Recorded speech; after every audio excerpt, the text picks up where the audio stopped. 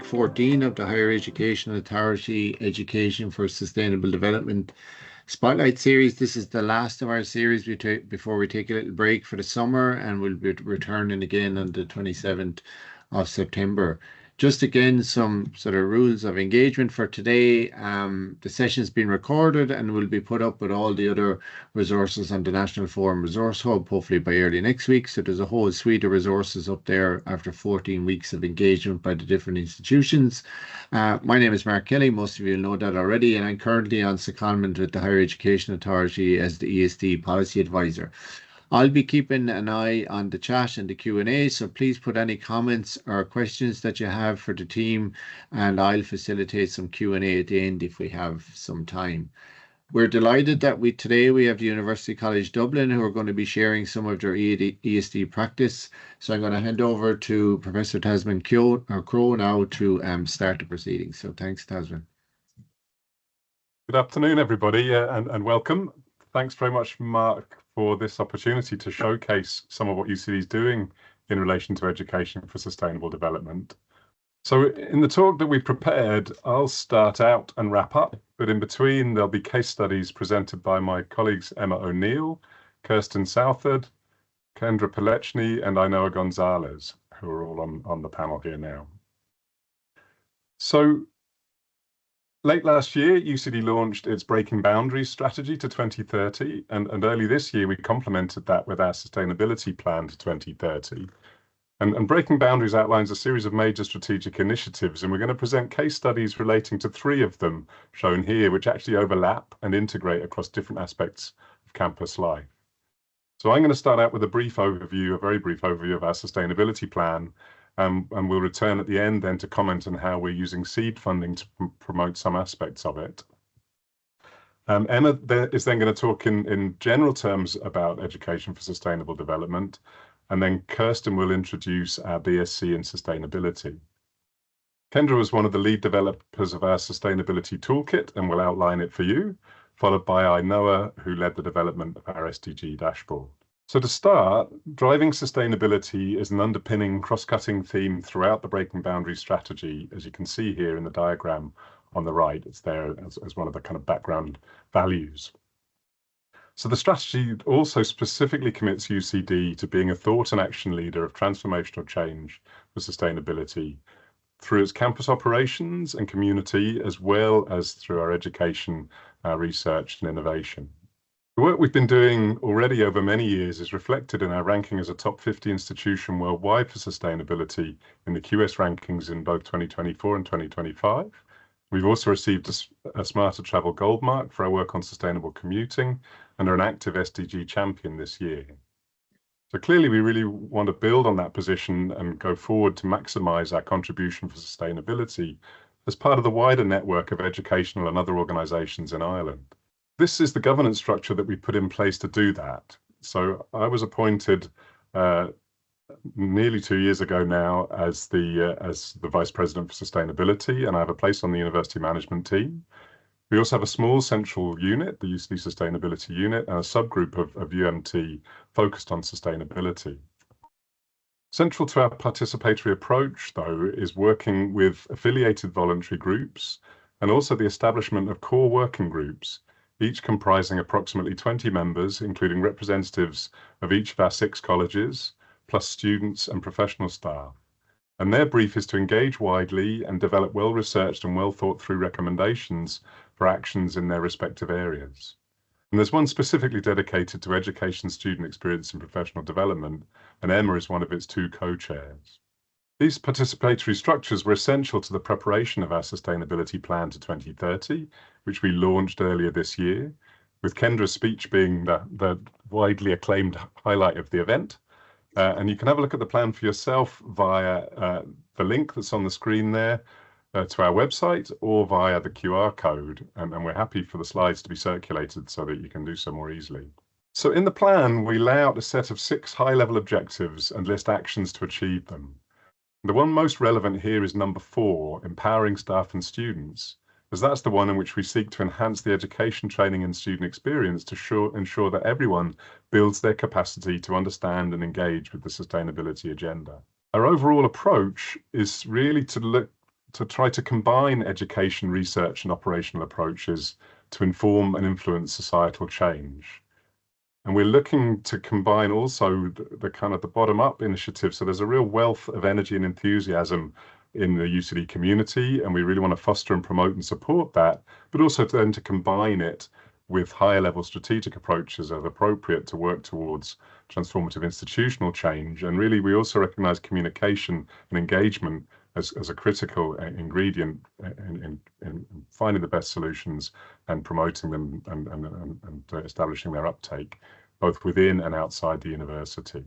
So now I'll hand over to Emma to present the first of our case studies under the Learning for Life heading. Thanks, Taz. So as Taz mentioned earlier, I'm co-chair of Education, Student Experience and Professional Development Core Working Group, along with Caroline Mangham from UCD Global.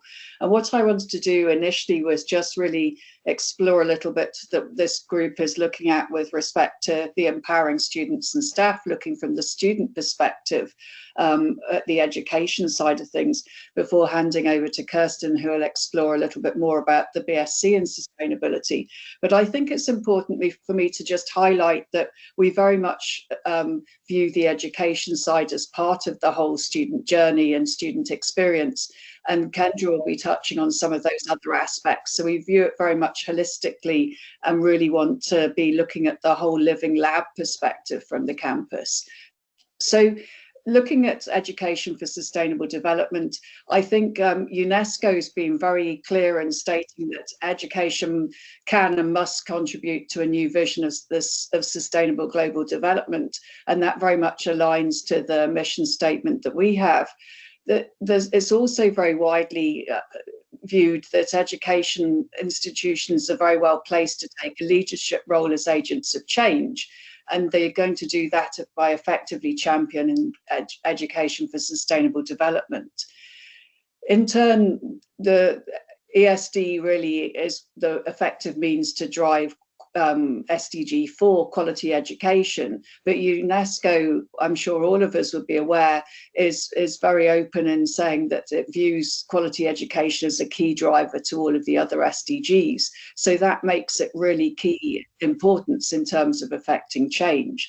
The other thing that I think is broadly agreed and very much promoted by UNESCO is that it's important that we look at transforming learning. Doing more of the same, more exactly the same as we've always done, isn't going to tackle these problems that are getting worse. And that we have wicked problems with huge amount of complexity, different people involved, the magnitude and the complexity of these problems is going to need people that are empowered to act, but also are empowered to act together in a transdisciplinary fashion. So our overall aims really are to look at all incoming students being informed about sustainability and afforded opportunities to engage in a meaningful fashion. We're looking at inclusion of sustainability across modules and programs and promoting uptake by our students. And that might be as part of specific programs and modules, and we'll show one example of that, but also elective modules that will be widely available. But the other thing that's really core to what we're looking and exploring, which I'll go into in a tiny bit more detail, is integration throughout all of our programs. So this year, Taz met with large groups of our first year students to introduce the sustainability to them and what it meant in UCD and how they could get involved. Some of those students took part in the poll about what sustainability meant to them, starting to sow the seeds about them thinking about it involving them and not being something for them to just step back from. So innovative interdisciplinary education, I think everyone would share the view, is going to be the way forwards to how we deal with these wicked problems. We have a variety of these approaches on campus already. The BSc in sustainability, we've got the BSc in sustainable food systems, MSc in sustainable development, and a graduate diploma looking at design thinking for sustainability. We're also actively developing more micro credentials and further expanding our offerings so that we're going to be able to roll this out more broadly for students. And linked to this, there will be staff development opportunities, but those are all being looked at in a coordinated approach. So UNESCO's vision of transformative learning guided by ESD, they've identified 8 cross-cutting core competencies that are designed to be content independent and very broadly applicable. So you can see them in the graphic on the right-hand side, grouped into ways of thinking, ways of being, and ways of practicing, which is an approach that HEA suggested in the UK. And so things like critical thinking, systems thinking are all key approaches that help students learn skills that are going to be effective in their future social and professional participation. So UNESCO views these as essential for enabling sustainability citizens and key to affording achievement of the sustainable goals. What we've been looking at doing is exploring this as maybe being a key approach, a core approach that could allow transdisciplinary integration throughout programs. And the graphic there shows one seed funding program that trialed this approach in non-typically green subject areas. So what I mean is one like myself, like veterinary medicine, where people don't immediately think of sustainability, but obviously to bring things forwards and make meaningful collaborative decisions, we're going to have to involve all disciplines in that. So we were looking at ways of using this type of language to underpin approaches that could be taken campus-wide. So that's just a taster of what we've been looking at, and we're hoping to roll that out further. So now I'll pass over to Kirsten to talk about one of our BScs. Thanks, Emma. So the BSc in Sustainability is a relatively new degree at UCD. It's in its 5th year now. So we had the first cohort graduating last September, and we have another cohort graduating this September. One of those students, Kendra, is on the call today, and she'll be sharing her experience of putting together the sustainability toolkit shortly. The guiding principles of the BSc in Sustainability, it's shaped by 4 key educational principles that underpin its design and delivery. Interdisciplinarity, so students explore sustainability through the lenses of many different disciplines, gaining a broad and integrated understanding of both sustainability challenges and solutions. Flexibility, after a common first year, students choose one of 3 specializations. This allows them to tailor their degree to their interests and their future career ambitions. The programme is applicable, so the programme places emphasis on real-world experience through fieldwork, internships and project-based learning, as well as engagement with external collaborators and organisations. And then it has a global perspective too. So we wanted students to be able to understand issues at both local and international levels. So there's globally focused content as well as local content. Next slide, please, Ash. So the degree is grounded in the 3 pillars of sustainability, which I'm sure we're all aware of: environmental, social and economic. And these pillars form the foundation of the programme's structure, content and learning outcomes. This ensures that students have a well-rounded systems-based understanding of sustainability. And by embedding the 3 pillars across its interdisciplinary curriculum, the BSc prepares students to address the complexity of global sustainability challenges, ensuring that they can think in a holistic way about sustainability. Next slide, please. So this infographic, it shows the interdisciplinary design of the degree. So in the first kind of level, it shows the common first year with content that students will take in environmental sciences, social sciences, policy and law, and economics, as well as business. And in stage 2, so the second line, it shows students choosing one of 3 pathways. So environmental sciences, social sciences, policy and law, and business and economics. So the blue squares show the modules that students will take as part of their chosen specializations, and the yellow and pink squares represent compulsory modules from the other 2 specializations, and these are taken throughout the degree programme. So this gives that interdisciplinarity that we've been mentioning, and it ensures that students can think about sustainability problems in the round. The structure supports both breadth and depth. So this allows students to take modules outside of their specializations as well as the key core modules in each year. So the core modules are the green squares on the left-hand side, and they're bespoke modules that have been created for the students on the programme. Next slide, please. So the core modules covered in years 1 and 2 are Introduction to Sustainability. So it introduces students to the core principles of sustainability, focusing on the interconnectedness of environmental, social and economic systems. In Challenges and Sustainability, this builds on the foundational knowledge that they have by exploring complex global issues like biodiversity loss and resource depletion. Sustainability research tools will equip students to learn about research methods, data collection, analysis and interpretation. So this will set them up for project work in the future. And career innovation and communication sustainability, it offers practical insights into sustainability careers, exploring the role of innovation, and teaches students how to effectively communicate sustainability messages. So in years 3 and 4, there's a field trip and a final interdisciplinary project.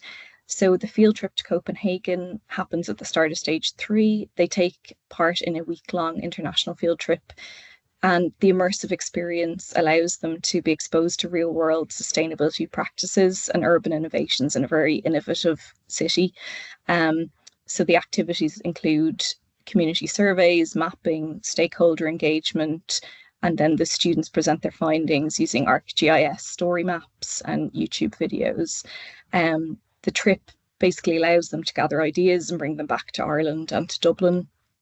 And then the interdisciplinary project builds on this. They engage in a collaborative project tackling real-world sustainability challenges that have been given to them by external companies and organisations. And these projects synthesize their learning and prepare them for leadership roles in the future.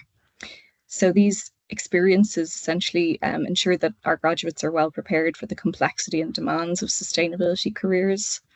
And it just allows them to have that holistic perspective on sustainability challenges as well as solutions. So the student experience in the sustainability degree is immersive, applied and deeply engaged within UCD's wider sustainability mission. Across the campus more widely, the Sustainability Office is establishing UCD as a living lab, as has already been mentioned. And this allows students to apply classroom knowledge to real campus challenges like biodiversity monitoring, waste audits, energy assessments. Really, it's the bottom-up approach that allows students to play an active role in shaping sustainability on campus. They're encouraged to participate in campaigns, contribute to policy discussions and collaborate with staff. So the Sustainability Office wanted to be practical, empowering and a community-driven learning environment that they can help to facilitate, preparing students not just to graduate, but to lead in the future. So this leads me on nicely to the Sustainability Toolkit, which Kendra is going to talk about in more detail. I just wanted to highlight the diverse members of staff and students who were involved in putting together the toolkit. I really wanted to acknowledge the 4 students, the Kendra, Leisha Nivarkig, Ria Sunny and Ellen Curran, who are BSc Sustainability students and whose leadership and vision really made the project a success.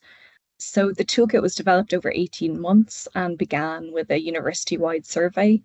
Of the 323 respondents, about 80% reported feeling extremely or very worried about climate change.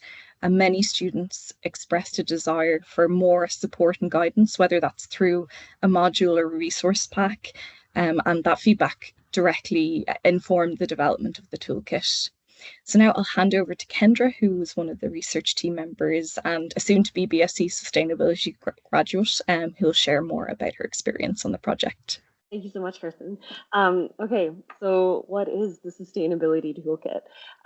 Well, it's a student-developed digital learning resource hosted on Brightspace at UCD, but also Moodle, which is open access, and the link's just at the bottom of the page if you want to go check it out for yourself. It's broken into 2 main parts. So part 1 is climate literacy, and its purpose is to build a foundational understanding of climate change across the 3 pillars of sustainability. And the way it's structured is in 3 levels, each broken into 4 to 6 interactive units. And each unit includes a short video under 5 minutes to help people conceptualize the concept that is being taught. And then that's followed by a quiz or activity. And then part 2 is climate action, and it's essentially a resource page of sustainable tips and tricks on what you can actually do as an individual. And we'll cover this in a bit more detail a little later. Next slide, please. So this is just a little example of one of the activities that was previously mentioned.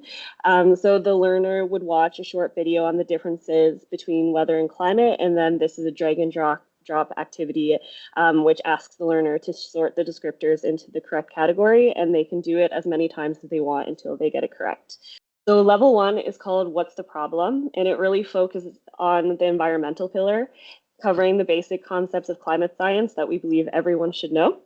And I like to call this level the Mythbusters level, as it aims to clear up common misconceptions about climate change. And the content in this level ranges from how the carbon cycle works to the differences between weather and climate. Level 2, how does climate change affect us? Me. So this level brings in the social and economic pillars, and the content ranges from concepts like ecosystem services to natural capital accounting to climate justice. And we really hope the learner by the end of this level will understand how humans are a part of the biotic community and leave with a more eco-centric worldview. Level 3, what are we doing about it and what can I do? Introduces policy milestones, solutions, and personal agency. And we really want the learner to feel uplifted by the end of this course and empowered to take action. So the content in this level ranges from concepts like active hope to examples of positive action that is already taking place in Ireland. So after looking at all that content, it can definitely have you feeling a bit overwhelmed. So we decided to develop a board game style progress tracker so the learner can move along bit by bit. And it roughly takes 3 hours to complete the course, but we advise the learner to not do this all in one sitting and try to space it out and take time to absorb the teachings from each unit. And then part 2 is all about doing. So it's essentially a tailored resource page where it gives you lots of practical place-based actions you can take on or off campus. And these are grouped into 4 student-driven themes. Again, this was shaped by the survey data we collected. So when students were asked which topics would you like to learn more about at UCD, these were the top 4: biodiversity, food, involvement, fast fashion, and consumption. And each theme has its own page and is structured with an introduction video. So a short video that explains why the theme matters in the Irish or UCD context. And this sets the tone for the page. It's simple, engaging, and place-based. And then the next section introduces the challenges and barriers, which highlights 2 to 3 common barriers students face when trying to act on this theme. For example, lack of time, knowledge, money, or access. And we really hope this makes the reader feel seen. And then we introduce the solutions framework. And actions are broken down by difficulty to make it accessible. So there's easy, medium, hard, and each action is localized, and students are told exactly where to go, what to do, and who to contact on or off campus. And then there's some additional links or tools at the bottom of the page. And I encourage everyone to go check it out for yourself on Moodle, as this really is designed as an interactive tool. And I feel like these slides aren't doing it justice right now. But yeah, we know digital learning alone isn't enough. So through our research, it became clear that students also need a physical space, so somewhere to connect, experiment, and bring sustainability to life in a tangible peer-to-peer way. And that's where UCD Circular comes in. So UCD Circular is a student-led initiative working to advance circular economy practices on the UC campus, and is actually one of the 17 projects that receive seed funding from the UC Sustainability Office. And our current focus is on reducing textile waste through free clothing swaps, a repair stand, and a borrow rack for formal and professional wear. And we aim to make sustainable fashion more accessible for students while fostering a culture of reuse and upcycling. And our long-term vision is to expand UCD Circular into a green info hub for students. And this hub would support peer-led climate engagement and serve as a central space for promoting sustainability initiatives across the university. So that's the journey so far.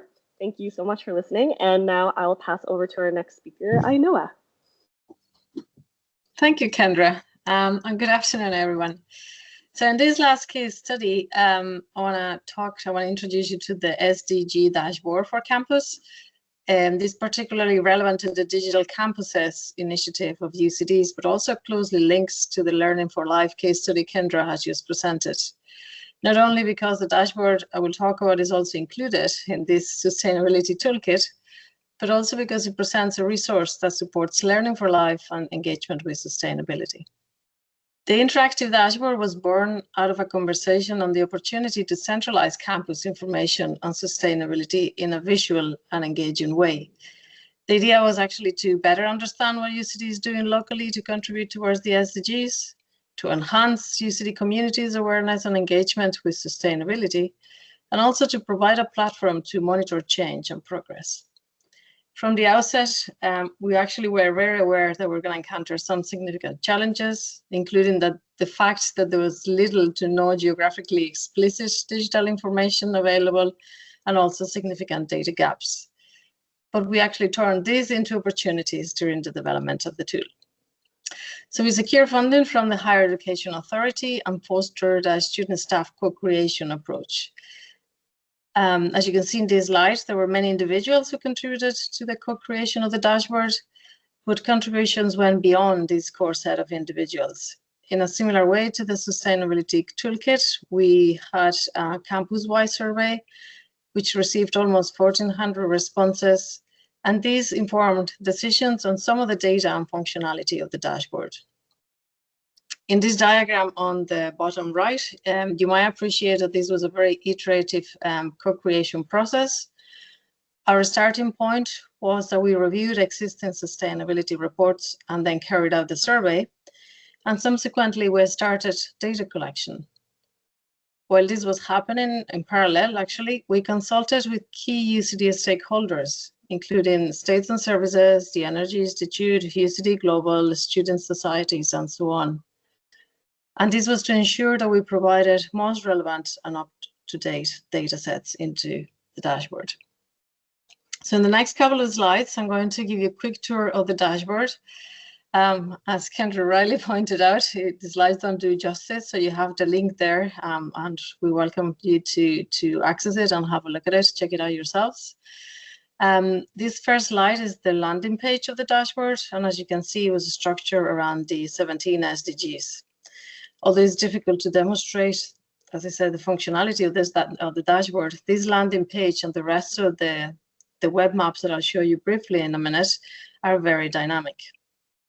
For example, if you hover over, just back 1 second, it's all right. If you hover each one of these cards, you'll see that box there that is showing links in orange. And by clicking on these links, you access UCD policies, strategies, and other resources on sustainability. If you click in any of the white parts of the card, it will bring you to a relevant web map for that given SDG. These web maps, as you can see, example here, contain visual information about over 100 data layers on sustainable infrastructure, services, activities, and initiatives on campus. You can flick through the SDG web maps through the top menu. So there is one web map per each one of the 17 SDGs, in other words, 17 distinct web maps. And each of these web maps has a series of data layers that you can see samples there on the right-hand side, depicting the location of different features and associated information. You can zoom in and out to specific buildings or features. You can turn the data layers on and off. The dashboard allows all this functionality to be really, really user-friendly and interactive. So for example, if we go to the next slide, or next click, please, Ash. If we look at SDG 7 here, you can click on a building and it will reveal its building information rating, including details of energy consumption, equivalent greenhouse gas emissions, etc. So if you click again, Ash, please, so you'll get a pop-up window with information about individual features on the map. If we go to SDG 6, for example, and you look at water fountains, you can obtain information about where in the building the fountain is located, but also photographs for easier identification. So the information available in each one of these data layers depends on the data type itself and the actual information available. It varies across the data sets. Sometimes you have contact, telephone numbers, email addresses, sometimes you have pictures, sometimes you have descriptive information. You can query the information, but also print out the maps for use in reports and assignments. The dashboard also has embedded a citizen science type approach for continuous improvement. So through this kind of simple online questionnaire where users can submit additional data or request future functionality. So to finish up, just mentioned that although the dashboard was only launched in October last year, it has already been applied for teaching and learning purposes, as well as to support the work of estates and services and campus assistants. And you can read some of their positive comments on this slide. From an educational perspective, the dashboard provides a really good starting point for understanding and learning about sustainability at UCD. And from a digital infrastructure perspective, it enables identifying gaps and informing targeted action towards enhancing UCD's contribution towards the achievement of the SDGs. And our intention is to continue expanding the information available and encouraging its use in the classroom environment, but also in undergraduate and postgraduate research projects. And in fact, the maintenance of some of these data sets is already embedded in some of the modules where students go with their phone devices around campus and collect data, which is then brought back into the dashboard. So this is all from me. I'd like to invite you all to explore the dashboard and get back to us if you have any questions on its application or replicability. And now I would like to pass you over to Taz again to provide some additional information and wrap up. Thank you. Thanks very much, Ainoa. Yeah, so I'm just going to wrap up back in the kind of context of the broader UCD sustainability plan and some of the things that we're doing to try to engage and promote bottom-up activity, interdisciplinarity, collaboration between academic and professional staff and students, and also wider engagement through seed funding programs. So next slide, please, Ash. So we established 4 seed funding schemes, initially with funding from the HEA's performance funding program, but now we're set to continue through internal funding. The first is on sustainability research, innovation, and impact. And the consortia have to involve researchers from more than one discipline and have to commit to external engagement as part of their program of work. The same is true, in fact, with the sustainability initiatives, which are more practical, hands-on kind of things that you might do around the campus or out in the community to establish activity and change for sustainability. The Students for Sustainability program was co-developed with the Students' Union, and it's funding for student-led projects. In fact, students can get involved in all of the projects that I've described, and indeed, the idea here is that the students lead the work, but they can collaborate with academic and professional staff if they choose to. So in general, the research programs are being led by researchers, academics. The initiatives are tending to be led by professional staff, and as I said, the students are leading the Students for Sustainability projects. The Sustainability Spark scheme is kind of small amounts of money on a rolling call that are available to establish workshops or collaborations or trips to make new connections and so on. And in fact, we've been using that Spark program to support student participation in events like the Hult Prize for Student Innovation for Sustainability. Here are this is the list of the 17 projects we funded this year under the research and scheme and the initiative scheme. And they include work on things as diverse as kind of urban hedgerows, a bicycle training program, a carbon literacy program for incoming overseas students, a project on the interface between art and research, and a library of things and a repair cafe now established in the UCD library. And as I mentioned, students are involved in quite a few of these projects, including the one that Kendra described earlier on, that's funded under this program. But we also have a scheme dedicated to student-led projects. Again, you can see there's a diverse mix of projects that have been funded this year under that scheme. They also reflect some of the particular concerns raised by students in the survey, such as sustainable fashion and climate anxiety. So finally, I just wanted to highlight our work as sustainability champions this year and our emphasis on bottom-up engagement and wider partnership. So we've been circulating this invitation internally in UCD and also to the other SDG champion organisations for this year to explore collaborative possibilities for events to be held during SDG week in September. And so actually, please do reach out yourselves if you're running anything that we could contribute to, or if you'd like to develop something with us or get involved in something that we're doing. So do please reach out. And you can do so through the VP Sustainability email address that's there. And also you can find out more about the wider program of work that we're doing for sustainability on the website there. And again, the link's been there throughout the presentation. So thanks very much for listening. So we made sure to allow plenty of time for questions. So we're very happy to discuss anything that we've presented and anything else for that matter. Thanks, Taz. That was great. Lots of really interesting approaches, and yeah, what's very impressive about it is the sort of holistic approach taken lots of different aspects. So if anybody has a comment or a question, they can post it in the chat, but I'm going to ask a few anyways and get the ball rolling on it. So just to go back to Emma, because she mentioned in her talk there about her discipline maybe not be seen as being directly aligned to sustainability, and this is a conversation that happens quite a lot. So Emma, just if you'd like to share your perspective on that would be great. Hi Mark, thanks very much. I guess, well, I come from veterinary medicine, and obviously there's plenty that is relevant to sustainability in veterinary medicine, but it's not one of the core areas that people immediately think of when they're thinking about sustainability. And I guess that's something that we all need to be aware of, because if we're going to have meaningful conversations that involve everyone, we have to have a language that involves everyone and brings everyone to the table to contribute. And I guess that's where I view that maybe starting with the competencies gives us a shared language and skill set that really would transcend all of the disciplines and give us a foundation that we can all start collaboration and conversations around.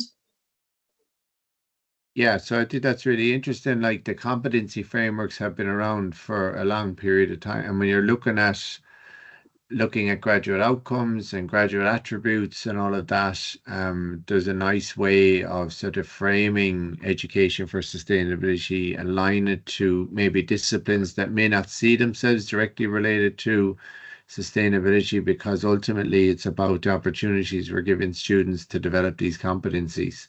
Yeah. So yeah, very good. So I guess it gives people all of the disciplines that might immediately not see their relevance would be used to developing skills like critical thinking, competencies in that area. And I guess then at least it gives them a starting point to join the conversation and actually build forwards with that. And then they can, obviously there will be things that are specifically relevant, but it's still a good starting point. Yeah, definitely. Thanks, Emma. And a really good question by Una in the chat there, and I suppose I'll direct it towards Kendra, but if anyone else wants to jump in, have you gotten good uptake on the toolkit, I suppose, participation, and is there any differences between staff and students? And if you've employed certain strategies to nudge staff and students towards the toolkit, you might be able to share them. So I think, Kendra, if you want to address that initially. Yeah, thanks, Mark and Una. So the toolkit was launched in January earlier this year, and I was in my 4th year of sustainability. So since the launch of the toolkit, I've been fully focused on my academic studies. So in terms of uptake, I haven't personally been monitoring that, but Kirsten has been doing some Trojan work in that. So I'll actually hand this question over to Kirsten. Perfect, yeah. Yeah, no problem. Yeah, so I suppose we did a soft launch in January just to test the waters and make sure that any kind of issues or bugs were sorted. We had a we wanted to get a badge and certificate set up so that students got a badge when they completed part 1 and part 2, and a certificate after completing all of it. So we kind of needed to, I suppose, have a bit of a softer launch to figure out all that functionality. But this coming, I suppose, September, and with the orientation process and new students coming in, we're very much going to promote it very actively throughout the orientation process, get students, you know, aware, and obviously kind of have a campaign to get students making the most of the toolkit essentially. So probably I don't have great data, as in I don't have the full picture of the data yet, but hopefully, you know, in the future we'll have some updates on that. But I know staff have been engaging with it, and I think I've had more anecdotal kind of I suppose evidence of staff members getting involved with it and using it for master's programs. So that's been a really big uptake actually, where staff members who, there's a master's in dietetics, and a staff member there who had a project related to ESD is using the toolkit now as part of the dietetics preparation, because she wants students to know more about sustainable food. And another master's in geography, a few master's programs in school geography are using it as well. So I suppose we have a bit of data in terms of I suppose educational use, but the student numbers we don't have quite yet. Yeah, and I was just going to ask that question. Like, that's really interesting. Obviously, during the orientation, you encourage students, but then opportunities for staff to take the resource and embed it in their programs, especially if they're going through program review cycles. Like, here's a ready-made resource that if you embed it within the program, that the students see, well, this is actually core to the discipline. So it's sort of a two-pronged approach. You know, it's an interesting way of doing it. I just want, while I have you, Kirsten, I want to ask you another question. I'm wondering, like the BSc in sustainability, I remember it being launched. I thought that's fantastic. At last, we have an interdisciplinary approach. I'm wondering though, at the initial stages, like interdisciplinarity, transdisciplinarity is challenging. Yes. Like to get those conversations going, could you share any sort of insights that might encourage others? And I know there has been a move across the sector that it's not an isolated thing, but have you any insights that if you were to do it all again, I suppose, you know, to share some of those maybe? I was going to say, Taz and Jackie Crowe were the I suppose the visionaries in this regard in terms of setting up the program, and I was kind of the on the ground support at the time. But I suppose from my experience of working on the program for 4 years, and Taz probably will come in with more on his side, but I think it is challenging from a university's perspective. I think the systems and things, you know, it's very much school-based and discipline-based, and so it can be a challenge to organise across colleges or across schools structures. But I think, you know, we've made it work across, and I think it's to be honest, it's just the collaborative desire of staff that have made it. You know, everyone has been very keen to make it work, and I think you find a way if people are, you know, invested and enthusiastic, and I think that's kind of really what's kind of had such a good positive bearing on the program. You know, we've been really lucky with the people who have been involved, and that's kind of evolving over time. Taz has stepped into his current role, so we've had kind of a change of staff. And, you know, I think it's gone from strength to strength, really. But Taz may have some insights as well.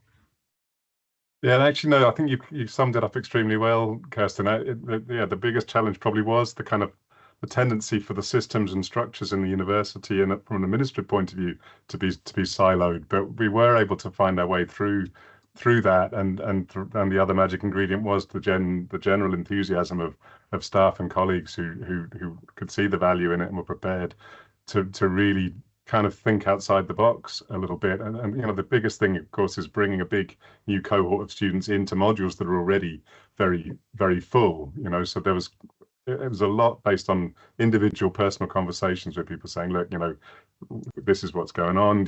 Would you like to be a part of it? Do you think you can see a way to fitting another 20, 30, 40 students in these modules, which we think are critical? So there was a lot of legwork, a lot of one-to-one contact, and a lot of discussion around a table of collaborators from across the different colleges and schools to develop that impetus. So yeah, really interesting. And like the other thing that's often unseen is that obviously it provides a wonderful learning opportunity for the students, but it also provides that for staff, that they're mixing with different disciplines and having different viewpoints. So that is another factor, I suppose, that if people are open to it, you're actually going to learn a huge amount from each other. So Emma, did you want to jump in?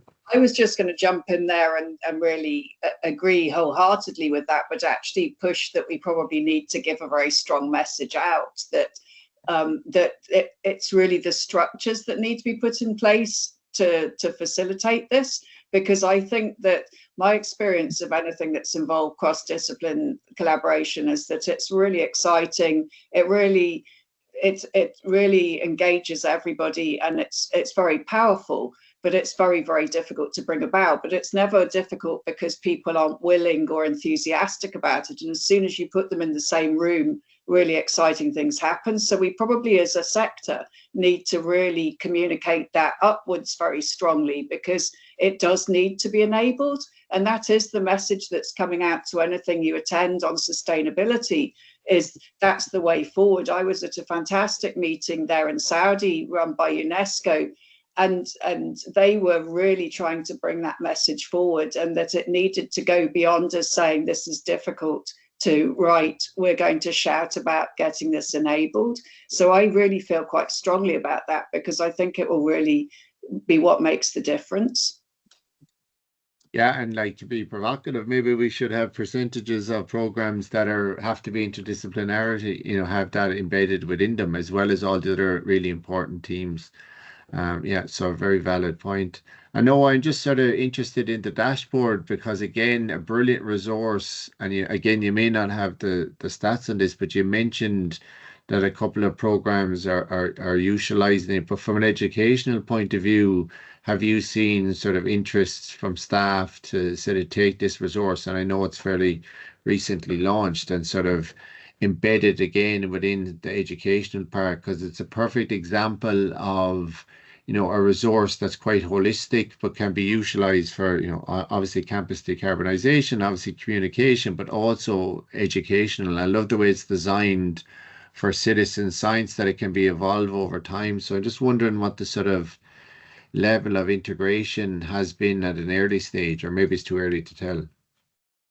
Thanks for that question, Mark.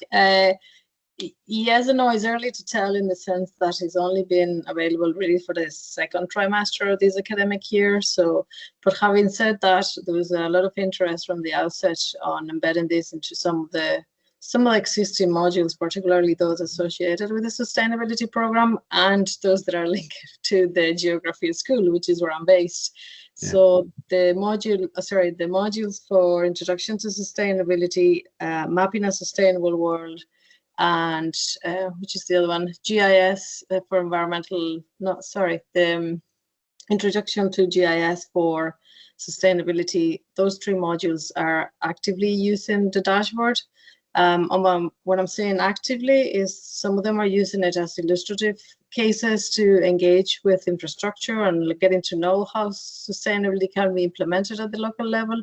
But some other modules are actually, as I mentioned earlier, are using they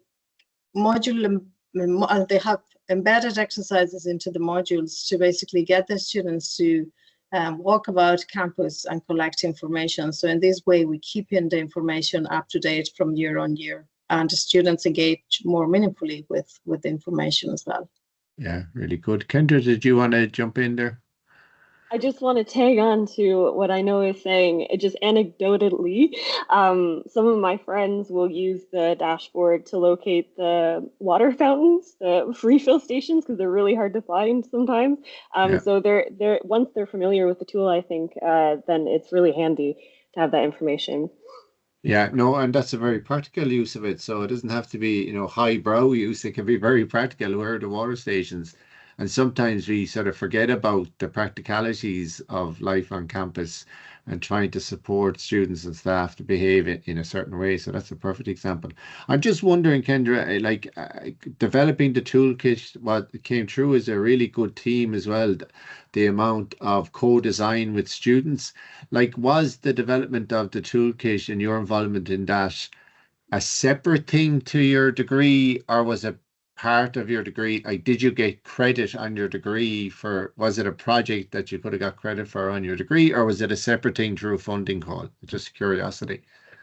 So just to be brief, it came from Climate Chats, which is an initiative that myself and a couple of my peers created to address climate anxiety that seems to be happening amongst students. And that was a monthly coffee morning. And Kirsten has been such a champion of student engagement. She went to go look for some funding for our coffee mornings and stumbled upon the saddle from the Higher Education Authority, and they put out this call for and provided funding. So to answer your question, it was it was separate from my degree, but I did end up getting some credit for it because then Kirsten created an internship for 2 of our student teams, myself and Leisha, over the summer last year, and it was a 6-week internship. So there was also a bit of academic credit there as well. And I suppose that, that's really important from a student perspective. Like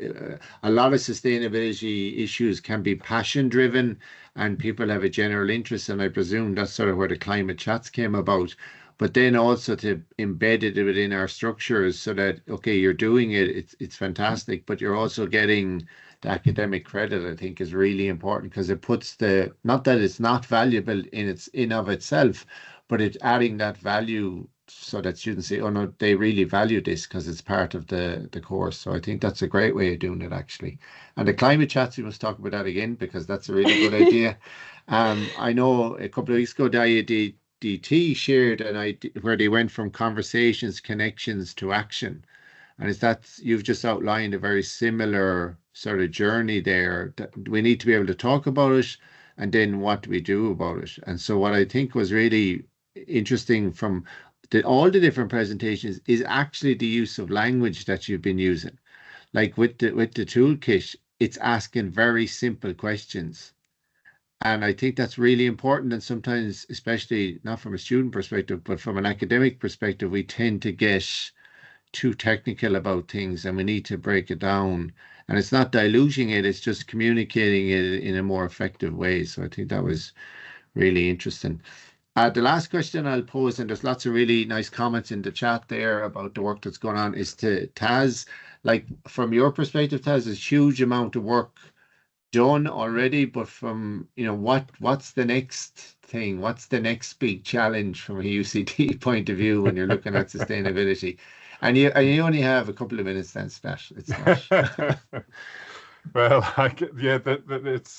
it continues to be a huge amount of work. Like, there's just such a spectrum of places to be taking action and driving change, I guess. So we do depend very strongly on the 80 people that have stepped up to join those core working groups and the voluntary groups and so on as well. So really continuing to work with those groups to help them to identify challenges and solutions and support them in doing that is in my mind is the number one job.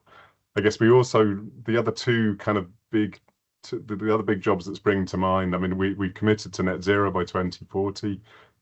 So we're developing a plan for that, but getting that in place and getting that resourced is going to be very important, and substantial work. And then we're also, there's so much information, so people are asking questions about, how's this worked? Did you get some good involvement and engagement and so on?